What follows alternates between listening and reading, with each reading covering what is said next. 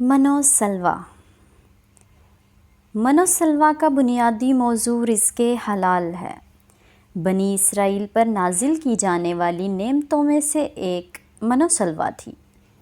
من ایک مٹھی دار دانے جیسی شے کو کہا جاتا ہے جو آسمان سے رات کو شبنم کی طرح گر کر جم جاتی تھی، اور سلوا ایک بٹیر تھا جو کثیر تعداد میں ان کے علاقے میں آتا اور وہ لوگ اسے پکڑ کر کھاتے۔ بنی اسرائیل 40 سال تک جلا وطنی کے دور میں یہ آسمانی رزق کھاتے رہے، پھر اس رزق پر اعتراض کرتے ہوئے حضرت موسیٰ علیہ السلام سے زمینی رزق کا مطالبہ کرنے لگے۔ وہ اس پاکیزہ اور سادہ کھانے کی بجائے انواع و اقسام کے کھانے چاہتے تھے۔ وہ چاہتے تھے کہ انہیں طرح طرح کا لذت بھرا کھانا ملے۔ اور یقین جانو، مجھے یہ ناول منوسلوا کے بارے میں پڑھتے ہوئے احساس ہوا کہ بنی اسرائیل کے منوسلوا اور ہمارے رزق حلال میں بہت مماثلت ہے۔ وہ پاکیزہ سادہ کھانا تھا، یہ پاکیزہ سادہ رزق ہے۔ دونوں کا حصول بے حد آسان ہے، مگر بنی اسرائیل کے لیے منوسلوا پر انحصار کرنا اور ہمارے لیے رزق حلال پر جینا بہت مشکل ہے۔ وہ بنی اسرائیل کی سوچ تھی اور یہ ہماری سوچ ہے۔ وہ منوسلوا سے نہ خوش تھے اور اس کا مذاق اڑاتے تھے، نہ شکری کرتے تھے۔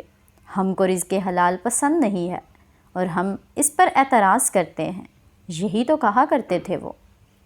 انہیں زمین سے اگنے والا انواع و اقسام کا رزق چاہیے تھا، اور ہمیں شارٹ کٹ سے کم وقت میں بہت زیادہ پیسہ چاہیے تھا۔ بنی اسرائیل کی قوم کہتی تھی کہ موسیٰ کا رب کنجوس ہے، جس کے پاس ان کے لیے منوسلوا کے علاوہ اور کچھ نہیں ہے۔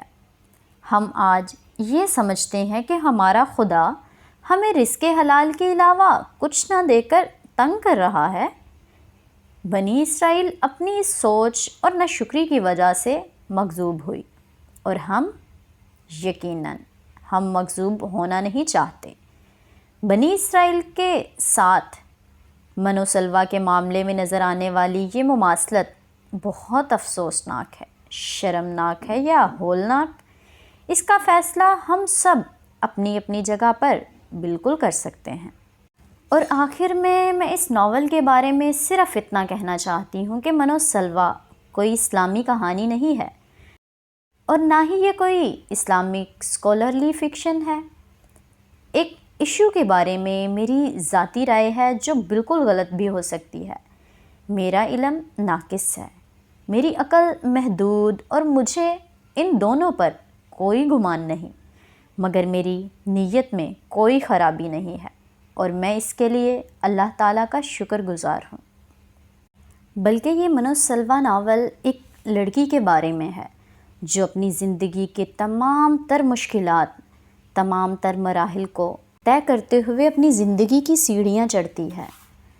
تو اس ناول کو جاننے کے لیے یقیناً آپ کو اس ناول کے اختتام تک ناول کا ساتھ دینا ہوگا۔ عمیرہ احمد نے اس ناول کو بہت ہی خوبصورتی سے لکھا ہے، اور جیسے کہ ہم جانتے ہیں کہ عمیرہ احمد جی کا ہر ناول ہماری زندگی کو بنانے اور سنوارنے میں بہت حد تک ہماری مدد کرتا ہے، تو اس ناول میں بھی آپ کو یہی کچھ ملے گا۔ تو میں آپ کو یہ ناول پریفر کرتی ہوں کہ آپ ایک دفعہ زندگی میں یہ ناول ضرور پڑھیں یا سنیں۔